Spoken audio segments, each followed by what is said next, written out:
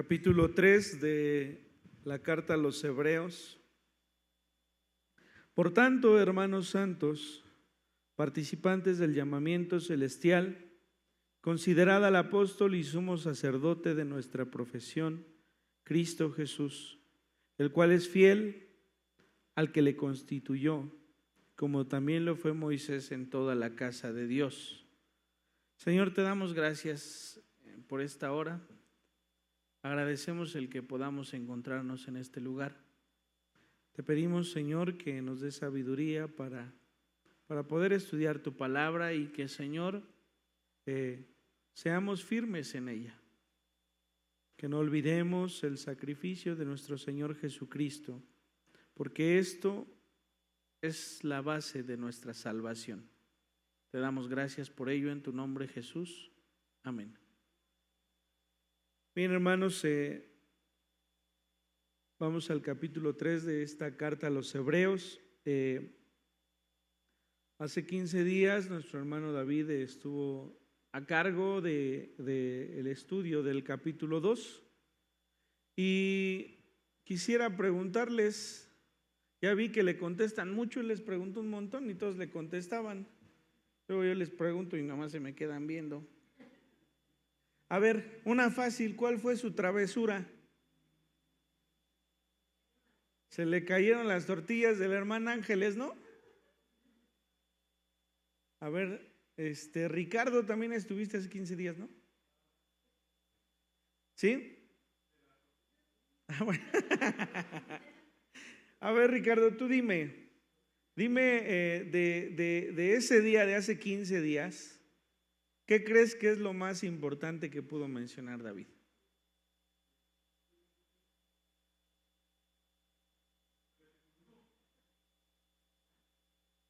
A ver, haz memoria. Bueno, a ver, dime. Él hizo una referencia al momento en el que el Señor Jesucristo fue tentado.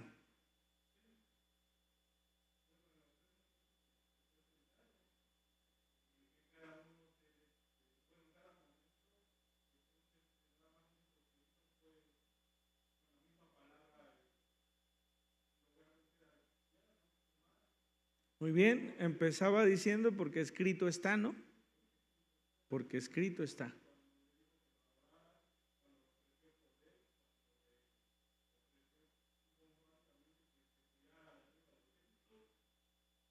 Muy bien, Ricardo. ¿Cuál fue el motivo, hermana Dulce? El motivo por el cual Satanás quería que Jesucristo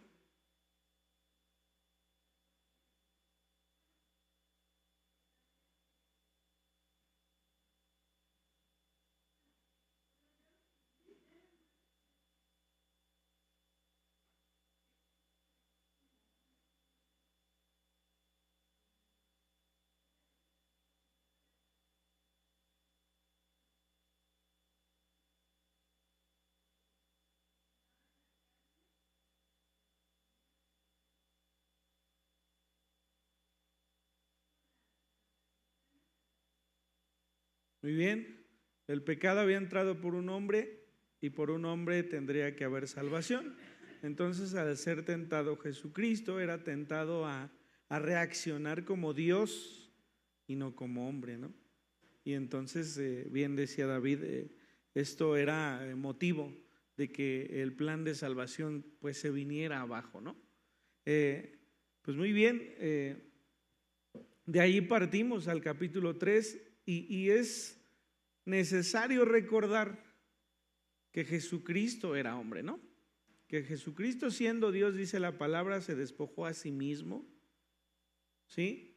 Para ser hombre y habitar la tierra como un hombre y atravesar la prueba y atravesar la dificultad y atravesar la tentación y atravesar la muerte como un hombre para poder completar este plan de salvación. Y entonces esa es la verdad con la cual vamos a iniciar este capítulo 3.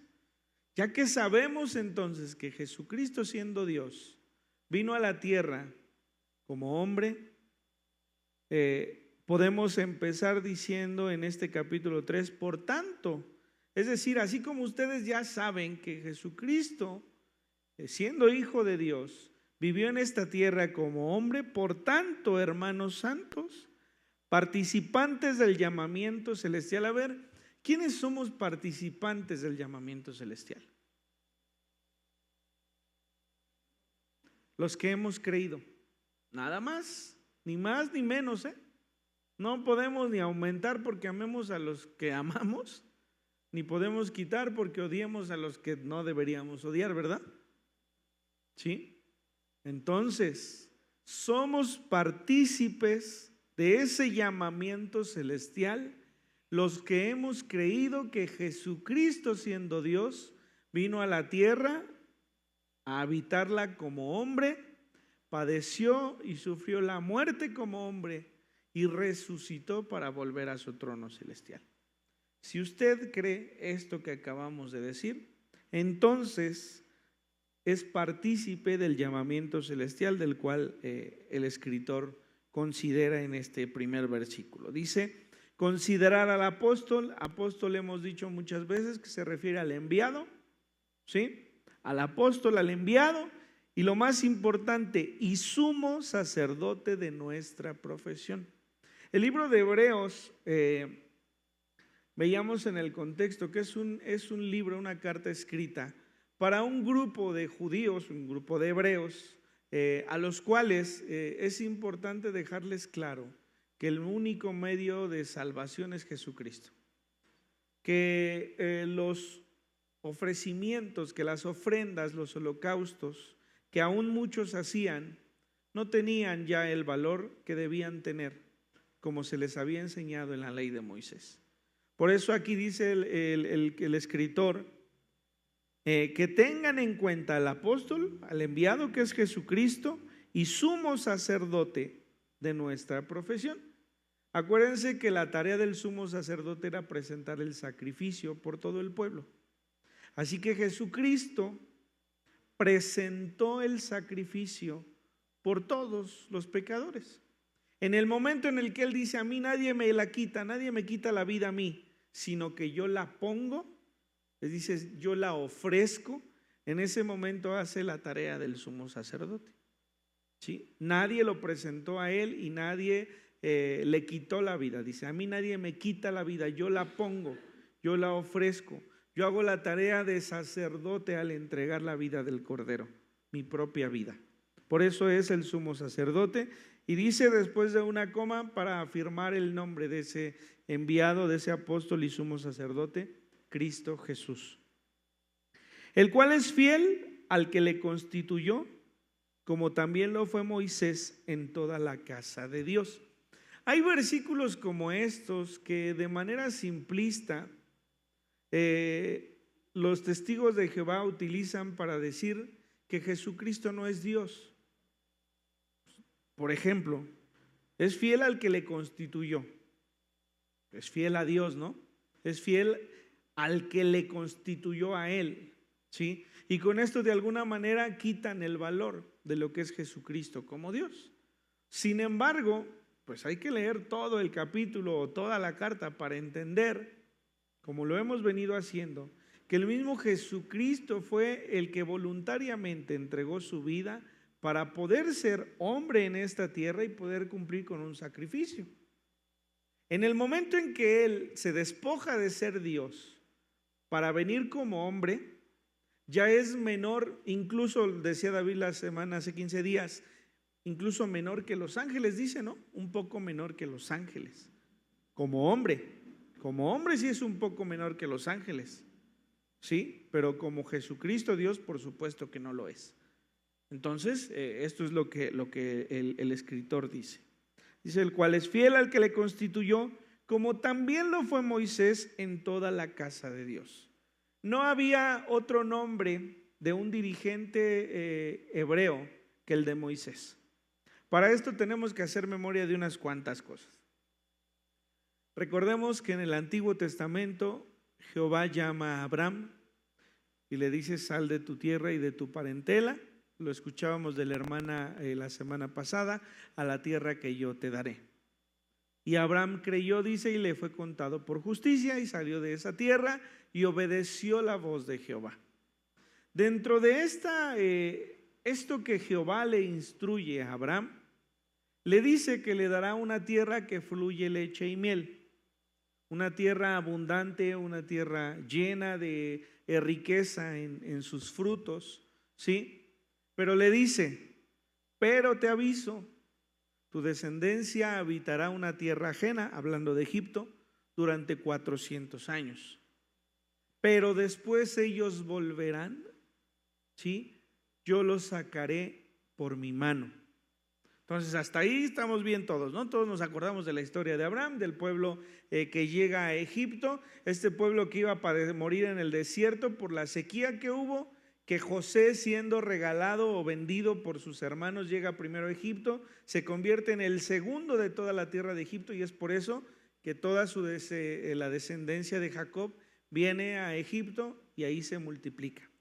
Pasan los 400 años como Jehová dijo, y entonces con mano dura Jehová saca a este pueblo de esta tierra y los lleva para poder habitar la tierra de Canaán.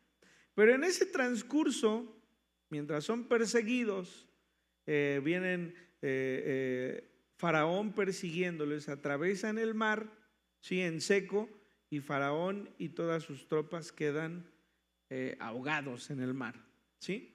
David, dentro de la publicación donde están los himnos hay un mapa. Ponlo, por favor. Bueno, nosotros entonces recordamos este éxodo, y en este éxodo, un año después, viene Moisés al monte Sinaí. En el monte Sinaí se le da una ley escrita en tablas que es para el pueblo, ¿sí? Bueno, ahí en el monte Sinaí, cuando Moisés desciende, el pueblo está adorando dioses creados por todo lo que estos hombres y mujeres tenían, ¿no? Le dicen a Aarón, Moisés no ha regresado y no sabemos si regrese. Haznos dioses para que podamos adorarles, ¿no? Y entonces Aarón te empieza, bueno, está bien, traigan todo lo que tengan, y empieza a aventarlo. Y viene un becerro de oro y Aarón todavía les dice, Israel, este es el Dios que te sacó de la tierra de Egipto, ¿no? Bueno, veamos el mapa. En la parte del lado izquierdo, no sé si se alcance a ver que dice Egipto. Sí, hasta acá del lado izquierdo, arriba de donde está el norte, está Egipto. El pueblo ahí donde está el número 1, que no sé si se alcanza a ver, pero es el primer circulito del lado izquierdo.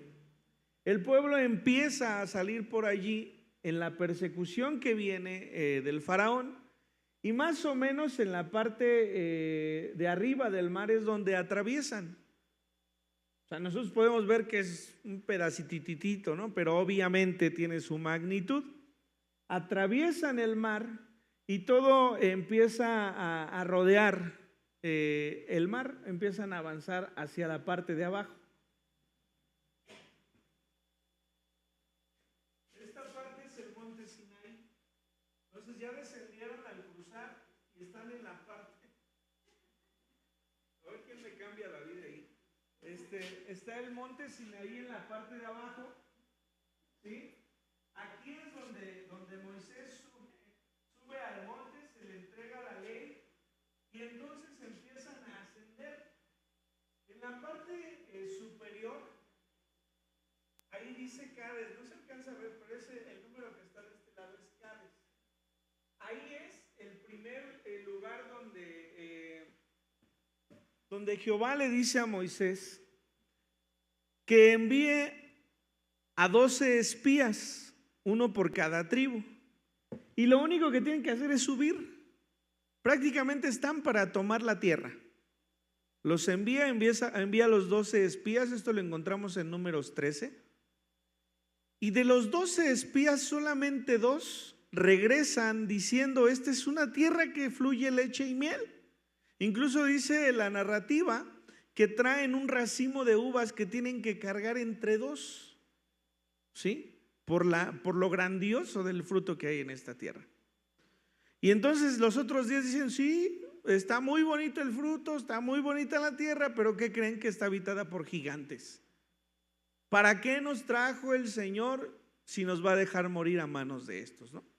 Y entonces ponen de acuerdo a todo el pueblo para que se regresen a Egipto. Los únicos dos, ¿quién me dice los nombres de estos dos? Josué y Caleb, muy bien, son los únicos dos que dicen, no, si al Señor le place, si el Señor quiere, nos entregará esta tierra. Estos insisten en regresarse. Estuvieron 40 días rodeando la tierra, viendo la tierra, y a su regreso el Señor se enoja, se aira contra ellos, y entonces en una voz muy fuerte y justa dice: a todos estos que los traje por el desierto. Imagínense, ya habían visto el mar abierto y habían caminado en seco. Ya les había dado Dios codornices, ¿sí? Ya habían visto descender el maná. Ya habían visto al Señor desde el monte Sinaí entregarle la ley a Moisés, ¿sí? Ya habían visto que saliera agua de una peña para todo un pueblo. No eran pocos y por eso se puso loco Faraón, ¿no? Porque ya eran muchos y dice, tenemos que someterlos porque si no estos cualquier día nos van a eliminar, ¿no? Eran demasiados y a todos ellos Dios les había dado. Ya habían visto la muerte de los primogénitos en la tierra de Egipto y que de sus casas nadie había muerto, ¿sí? Y a todos estos dice el Señor, ninguno entrará a esta tierra. Y en ese ninguno también incluyó a Moisés y a Aarón, por supuesto, bajo circunstancias distintas, pero tampoco entraron. Entonces el dicho de estos es, tenemos nuestros niños pequeños, en cuanto nosotros entremos, estos nos van a desbaratar, ¿no? Como a langostas, como a mosquitos. Bueno, el Señor les dice, de esos niños que ustedes creen que iban a morir como langostas, esos son los que van a entrar y yo les daré la tierra. Así que entonces el castigo es que por cada día que estuvieron dentro de la tierra iban a habitar un año en el desierto. Por eso fueron 40 años. Eso, les digo, lo encontramos en Números entre el capítulo 13 y el 15. Y entonces, en lugar de ya solamente subir, empezaron a rodear el desierto una vez más. Si fuese nada más caminarlo, también hubieran llegado en poco tiempo. Pero la severidad del juicio de Dios fue que ninguno de ellos entraría. Y no solamente no entrarían, iban a estar perdidos por la incredulidad de ellos. ¿Por qué la incredulidad? Porque no creyeron que ese Dios que había hecho todas esas maravillas les iba a entregar esa tierra. Y aquí quiero que nosotros veamos una cosa muy especial. Por eso lo nombré. Para este punto, este pueblo ya había adorado a un Dios hecho por sus manos. Dios no los estaba juzgando por eso. No los juzgó por el becerro que hicieron. Los estaba juzgando por su incredulidad. Mi papá, cuando enseñaba las clases en el seminario, siempre decía algo y lo repetía muchas veces. Por lo único que no podemos orar es por la incredulidad. Si alguien es incrédulo, está perdido. No podemos orar a Dios y decirle, Señor, pues tú sabes que es incrédulo, pero perdónalo. No. Podemos orar por el pecador, sí, pero por el incrédulo no. Insisto, Jehová no juzgó por el becerro de oro, juzgó por la incredulidad de estos, ¿sí? Y entonces, bueno, avanzaron los 40 años y en lugar de entrar por la parte inferior, bueno, rodearon todo, hasta la parte de arriba está Jericó, y ahí, bueno, tendríamos que recordar cómo milagrosamente el Señor hizo que los muros de Jericó cayeran para que este pueblo sin batallar pudiera tener la tierra. Para que no dijeran peleamos por la tierra y lo obtuvimos, no, Dios se las dio sin necesidad de pelear. Así que bueno, esta es la parte que tenemos que saber para entonces poder comprender lo que está en el capítulo 3 de esta carta a los Hebreos. Dice versículo 3, porque de tanto mayor gloria que Moisés estimado digno cuanto tiene mayor honra que la casa el que la hizo. A ver, sí, Moisés, el maestro, el dirigente de este pueblo hebreo, al que en más estima tenía honra, ¿no? Tenía prestigio, por decirlo de una manera. Pero dice el escritor, pero más honra tiene el que hizo la casa. ¿Sí? Moisés solamente fue un sirviente más. Jesucristo fue un sirviente, claro que sí, porque obedeció la voz de Jehová para llevar a cabo algo que se le había encomendado. Sí, fue siervo, la misma Biblia lo dice. Sin embargo, no dejó de ser Dios. Y Él fue el que hizo la casa. Y hablando de nosotros, hablando de ese conjunto de personas, dice, a los cuales el llamamiento es el llamamiento celestial, que somos todos los creyentes. Porque toda casa es hecha por alguno, pero el que hizo todas las cosas es Dios. ¿Sí? Y Moisés a la verdad fue fiel en toda la casa de Dios, fue un buen siervo. Moisés a la verdad obedeció la voz de Jehová, ciertamente. No lo niega el escritor. ¿Sí? Como siervo para testimonio de lo que se iba a decir. Pero Cristo, como hijo sobre su casa, la cual casa somos nosotros, si retenemos firme hasta el fin la confianza y el gloriarnos en la esperanza. Este otro versículo, algunos pastores lo toman en cuenta como para decir que cuidemos nuestra salvación, de no perderla. Sin embargo, está hablando este versículo o este capítulo de la manera en la que se alcanza el perdón de Dios. ¿Cómo se alcanzaba el perdón de Dios en el Antiguo Testamento? A través del sacrificio. ¿Cómo se alcanza después de la muerte de Jesucristo? A través de creer en el sacrificio. ¿Sí? Y entonces dice, pero Cristo como hijo sobre su casa, la cual casa somos nosotros, si retenemos firme hasta el fin la confianza y el gloriarnos de la esperanza. Es decir, todos aquellos hebreos que en algún momento habían creído que Jesucristo era Dios y que ese sacrificio les daba salvación, tenían que cuidar su mirada, de que su mirada siempre estuviera en ese sacrificio y no regresar a sacrificar animales para alcanzar a tener el perdón de Dios. Entonces dice, si retenemos firme hasta el final la confianza. ¿La confianza en qué? En el gloriarnos en la esperanza. ¿Y cuál era la esperanza? Cristo Jesús. ¿Sí? Si nosotros retenemos la esperanza que es Cristo Jesús, entonces alcanzaremos salvación. No si nosotros retenemos la esperanza de obrar de una manera adecuada para alcanzar la salvación, no. Si retenemos hasta el final nuestra esperanza en Cristo Jesús. Hay quienes abandonan esta esperanza, sí. Eso se llama apostasía. ¿Sí? Hay quienes son creyentes de que Cristo Jesús es Dios y que murió por sus pecados.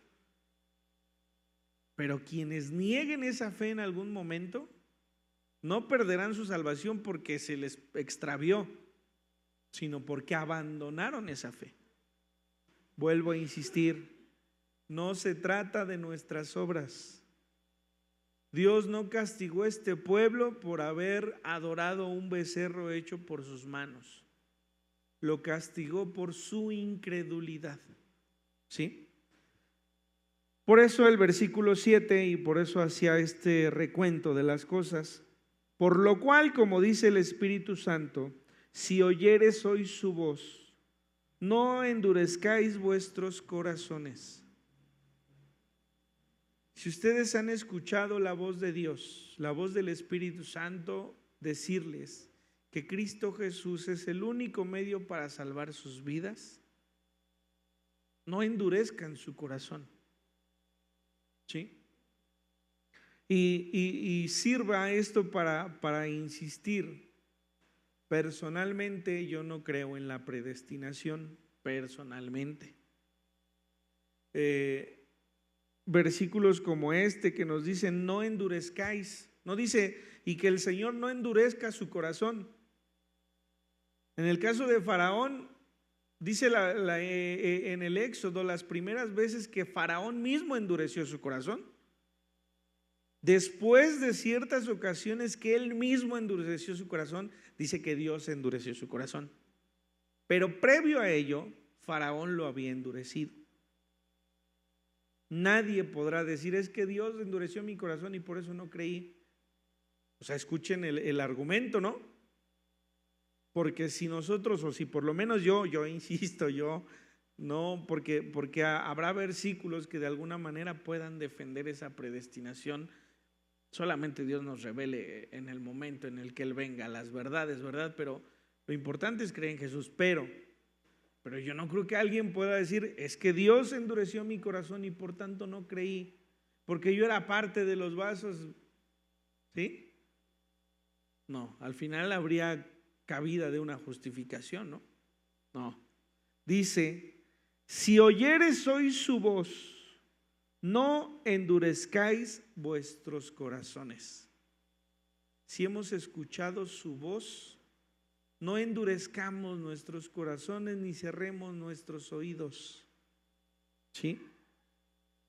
Como en la provocación en el día de la tentación en el desierto. ¿Cuál es esa provocación? La que les acabo de narrar. Vayan 12 espías, vean la tierra, regresen. Y todos estos que regresaron, a excepción de 2, dijeron, regresémonos, porque Dios nos quiere entregar en manos de estos. ¿Sí? En incredulidad. Por eso dice, como en la provocación en el día de la tentación en el desierto, donde me tentaron vuestros padres. O sea, los primeros que salieron de esta tierra de Egipto me tentaron. Me probaron y vieron mis obras 40 años. Por 40 años estuvieron en el desierto. A causa de lo cual me disgusté contra esa generación y dije, siempre andan vagando en su corazón. Vagar es no encontrar rumbo. ¿Sí? Yo conozco personas que han estado con los testigos, con los mormones, con los cristianos, con los católicos. Están vagando. ¿Sí? Y no encuentran una certeza. Estos vagaron, pero vagar es andar sin un propósito, sin un objetivo. ¿Sí? Siempre andan vagando en su corazón y no han conocido mis caminos. Hablábamos en el libro de los Hechos cuando hablaba de los del camino, ¿se acuerdan? Los del camino eran todos los creyentes. No anduvieron en mis caminos. Dios quiera que todos nosotros andemos en su camino, porque esto quiere decir que andamos siguiendo sus pasos por fe. Por tanto, todos estos, juré en mi ira, no entrarán en mi reposo. No era un arrebato de Dios el decir, no, pues entonces no van a entrar a mi... No. ¿Cómo Dios va a permitir que un pueblo que no cree en Él habite con Él? No. Si no crees, entonces no necesitas un Dios, ¿no? Si tú crees, entonces yo estoy para ti, pero si no crees, yo no puedo hacer más por ti. Si tú no crees que Jesucristo ha pagado tu pecado, no hay más.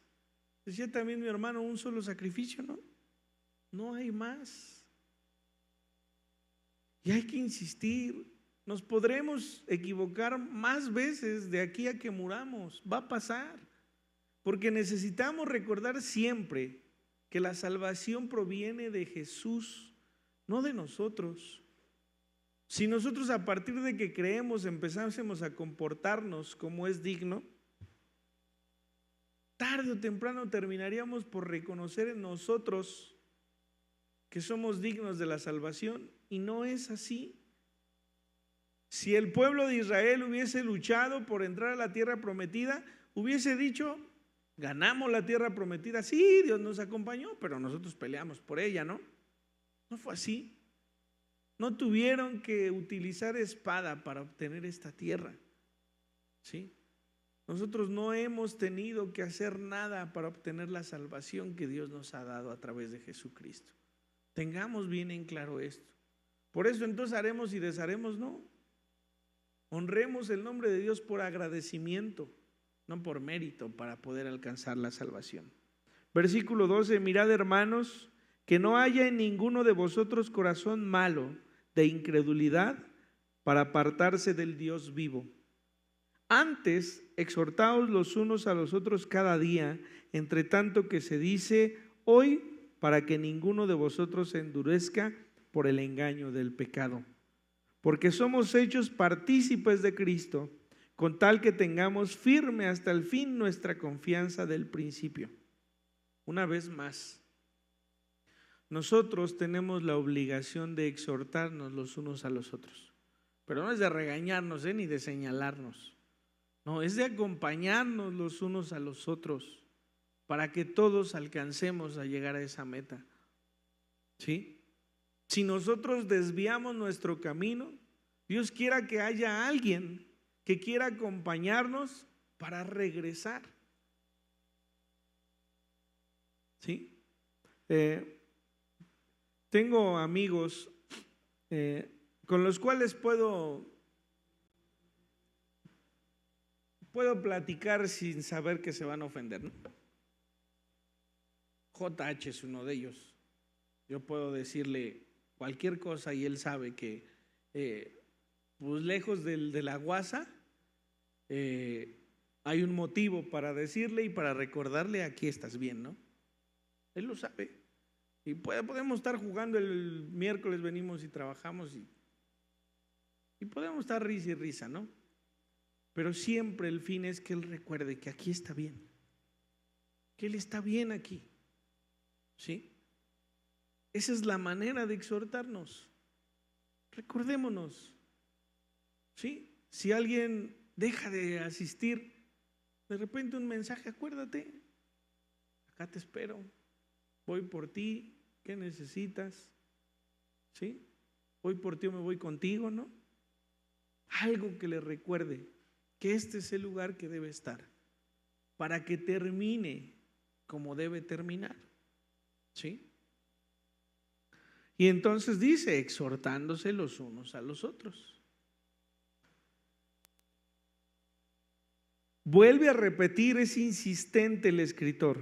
Versículo 15, entre tanto que se dice, si oyeres hoy su voz, no endurezcáis vuestros corazones como en la provocación. Una vez más, qué importante es que nos recordemos las verdades de Cristo. Así que si alguien le vuelve a decir, si oyeres hoy su voz, acuérdate de este momento. No vayas a ser hallado en incredulidad porque te vas a perder. Si oyeres hoy su voz, no endurezcáis vuestros corazones como en la provocación. Y el escritor ahora recuerda que estos padres de los cuales estos se sienten orgullosos fueron los que abandonaron a Dios. ¿Quiénes fueron los que habiendo oído le provocaron? ¿Sí? Porque a ver, una cosa es que Moisés haya subido al monte, pero la Biblia nos narra cómo el pueblo escuchaba la voz de Dios. O sea, ellos sabían que ahí estaba Dios. Nadie podía acercarse al monte sin caer muerto, ¿no? Ellos sabían, ellos habían sido enseñados. Los hebreos, los judíos estaban constantemente presumiendo que Jehová era su Dios y que les había dado la ley de Moisés y que Moisés había sido su primer sacerdote, su primer guiador y la historia de Aarón y los patriarcas y Abraham, sí. Eran muy jactanciosos de ello. Sin embargo, esos mismos habían abandonado la fe en Jehová. ¿Quiénes fueron los que habiendo oído le provocaron? ¿No fueron todos los que salieron de Egipto por mano de Moisés? A ver, recordemos otra vez. Todos los que salieron de Egipto vieron las plagas, ¿no? Y vieron que las plagas cayeron sobre todo el pueblo de Egipto, menos sobre ellos, ni en sus animales, ni en sus primogénitos, ¿sí? Ellos son los que pusieron en el dintel sangre del cordero que habían sacrificado para la primera Pascua, y la pusieron, y la muerte no pasó por allí. Y después salieron y fueron los que cruzaron, ¿no? Y las mujeres fueron las que danzaron con María, ¿no? Por eso a veces la alabanza es muy engañosa. Aquí podemos danzar mucho, sí. Ojalá que esa danza sea congruente con nuestra fe. Todos esos, dice el escritor, ¿no fueron todos los que salieron de Egipto por mano de Moisés? Ellos fueron. ¿Y con quiénes estuvo el disgustado 40 años? Con estos mismos. ¿Por qué? Porque un día dijo, me voy a enojar con ellos. No, porque los envió a ver la tierra que les iba a dar, y estos regresaron ninguneando a Dios, porque esa es la palabra. Y regresaron y se aferraron a decir, escojamos otros líderes porque estos nos van a llevar a que nos deshagan, ¿no? ¿No fue con los que pecaron, cuyos cuerpos cayeron en el desierto? ¿En qué pecaron? En incredulidad. ¿Sí? Pecaron en incredulidad. Ese es el pecado de muerte, no hay otro. Valga lo que voy a decir al contexto de lo que estamos hablando. Por eso un asesino que está en la cárcel, que se arrepiente, puede hallar salvación. Voy a decirlo más fuerte porque así lo medimos, ¿no? Por eso un secuestrador que se arrepiente puede alcanzar la salvación. Por eso un violador que se arrepiente puede alcanzar salvación. Qué injusto, ¿no? Nada más que el pecado es pecado. Y si nosotros calificáramos a estos por ese pecado, también nos condenaríamos nosotros. Porque nuestro pecado, por más insignificante que creamos que es digno de ser condenable. ¿Sí? Y entonces estos cayeron por el pecado de incredulidad. Por eso decía, no por la adoración al becerro, por la incredulidad. ¿Sí? Versículo 18, ¿y a quiénes juró que no entrarían en su reposo sino aquellos que desobedecieron? Ellos entraron y vieron la tierra 40 días. Yo no sé si usted recuerde en su mente algún lugar al que haya ido y que usted haya dicho, esto de verdad es indescriptible.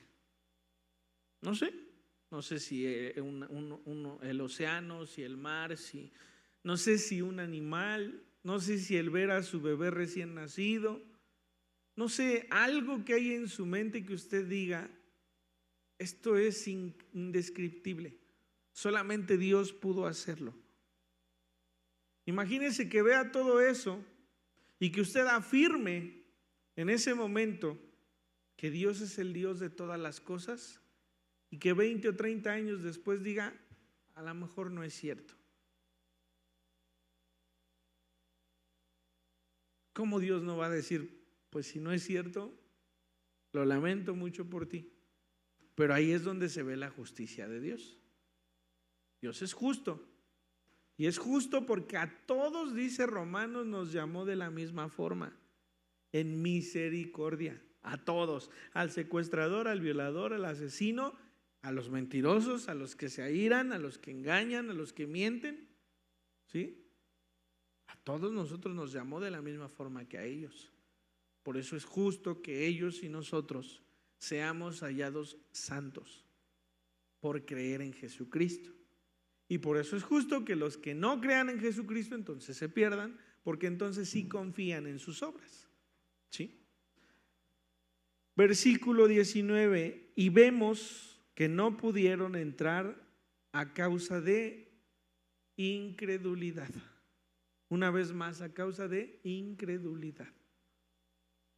¿Sí? Dentro de las cosas que mi hermano decía hace 15 días, era respecto a la pregunta del cómo se siente usted de ser salvo, ¿no? Y en esa paz que podemos sentir de que el día que muramos, iremos con el Señor. Así se siente ser salvo. Yo, por lo menos yo, no tengo miedo al no estar, al morir, porque sé a dónde iré. Esa es la certeza que Dios me ha dado. ¿Sí? Tampoco tengo miedo de lo que pasará con mi hija o mi esposa, porque Dios es el que siempre nos ha sostenido, ¿no? No soy yo. Es Dios el que nos ha sostenido y lo seguirá haciendo, como lo ha hecho con los que estamos aquí. Entonces no hay de alguna manera una falta de aliento en estas situaciones, pero solamente aquel que ha creído en Jesucristo puede tener esa tranquilidad y fe de lo que vendrá después. Moisés, dime.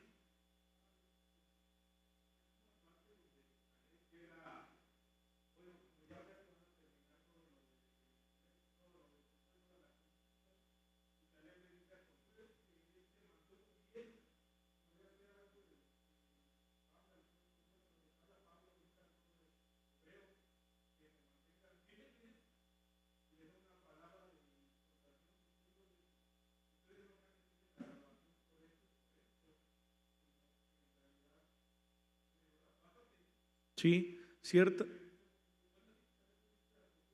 Ajá. Sí. Sí, sí, es un recordatorio que el mismo Caleb le hace a Josué cuando Josué está repartiendo la tierra. Y ciertamente el mismo Pablo, bueno, no quiero afirmar que Pablo escribió esta carta porque ya veíamos hace 3 semanas que no hay una certeza de ello, pero cuando Pablo escribe, por ejemplo, a los filipenses, no es cierto, en 2 Corintios, todas las cosas que dice ser, soy israelita de eso, soy de la tribu de Benjamín, y empieza, pero dice, pero tomo esto por basura, ¿no? Debemos ser muy conscientes de que por más que nosotros nos mantengamos firmes en el Evangelio, sigue siendo el sacrificio de Cristo el que nos mantiene en salvación. Como bien decía ahorita Ricardo, Caleb recordaba que se había mantenido fiel, seguramente Josué también lo hizo, ¿no? De repente yo me imagino que platicarían y dicen, ¿te acuerdas cuando fuimos y estos días no quisieron? Si hubieran querido, todos hubiéramos entrado, pero no. O sea, yo me imagino alguna plática así. Pero ciertamente para mantenerse fieles, la fe había sido puesta en sus corazones, ¿no? Dice la Biblia que Él pone en nosotros tanto el querer como el hacer. La fe también proviene de Dios. Si nosotros creemos, Él pone en nuestro corazón la fe necesaria para transitar la vida. Así que por ello, difícilmente alguien que en verdad ha conocido a Dios se ha de alejar pensando que es Él y no Dios quien ha hecho las cosas. Así que bueno, bien dice Ricardo en esta parte, en la siguiente generación, cuando Dios ya les había entregado esta tierra, después de esos 40 años, imagínense cuántos años tenían estos dos para haber ido, ellos mismos sabían que ese Jehová que les entregó la tierra sin luchar, sin pelear, les había sostenido hasta ese momento, ¿no? Josué, cuando termina de escribir este libro, les dice, yo no sé lo que ustedes decidan, pero mi casa y yo serviremos al Señor. Y había hecho una narrativa de todo lo que había sucedido en el desierto, de todo lo que había pasado con Moisés, cómo los había sacado Dios de Egipto. Y después de terminar esas narraciones dijo, pero está en ustedes decidir. Como diciendo, a nuestros padres no les permitió entrar, pero a nosotros que sí. Cada uno decida, ¿sí? Esto es lo correcto inclusive entre nuestros hijos, ¿no? Llegará el momento en que ustedes o nosotros o yo tengamos que hablar con nuestros hijos y decirles: yo ya te enseñé el camino que debes seguir, pero tú tendrás que decidir. Por eso la salvación es personal, además. Y por más que hayan visto, si su corazón es endurecido, no creerán. Y esto es muy duro, pero así es, ¿sí?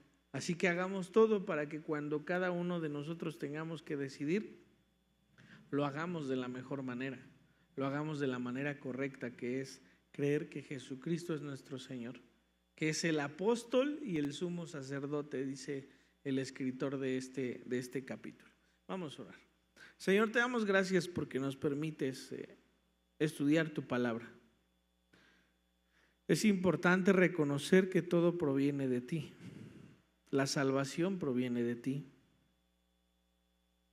Gracias por el sacrificio que hiciste en aquella cruz al venir siendo Dios y despojarte de esa deidad para habitar esta tierra como cualquiera de nosotros, confrontando los ataques de Satanás, confrontando las dificultades de la vida, pero Señor, siendo firme a quien te impulsó a ese sacrificio en la cruz. Abraham sabía al morir que su pueblo habitaría 400 años en Egipto, pero que tú le entregarías la tierra prometida en sus manos. Hoy sabemos, Señor, que en esta vida tendremos aflicción. Pasarán 40, 50 años, pero después de ello entraremos a una tierra prometida, en donde no habrá más llanto, ni tristeza, ni dolor. Solo permítenos tener la fe suficiente para ser firmes y para que nuestra descendencia afirme sus pasos creyendo en ti. Te damos gracias por ello, bendecimos tu nombre y oramos en el nombre de nuestro Señor Jesucristo, agradecidos por todo lo que ha hecho. En el nombre de Jesús oramos, Señor. Amén.